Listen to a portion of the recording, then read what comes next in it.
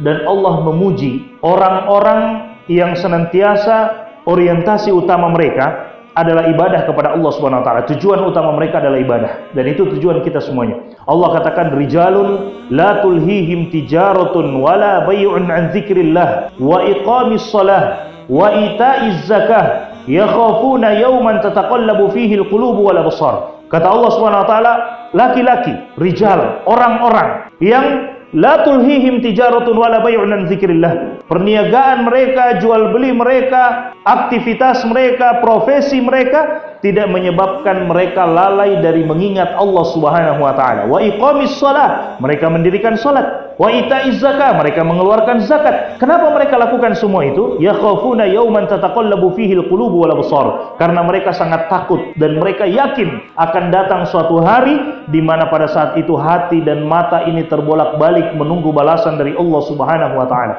Terbolak-balik hati dan mata menunggu balasan dari Allah Subhanahu wa taala, sehingga mereka mempersiapkan hal itu di dunia untuk mendapatkan keselamatan di hari ketika mata dan hati terbolak-balik menunggu balasan dari Allah Subhanahu wa taala. Kata para ulama, ketika mereka menjelaskan ayat ini, ada di antara manusia di zaman itu pekerjaannya adalah pandai besi. Pekerjaannya adalah pandai besi misalnya. Ketika dia sudah mengangkat palunya, martilnya, sudah diangkat untuk kemudian digunakan memukul besi yang sedang dibuat pedang misalnya, atau apa yang lainnya, seorang pandai besi, ketika dia mengangkat palunya kemudian mendengarkan suara panggilan azan, dia langsung meletakkan palunya, kemudian dia mengatakan, sekarang sudah waktunya untuk memenuhi panggilan Allah. Kenapa? Tujuan kita adalah beribadah.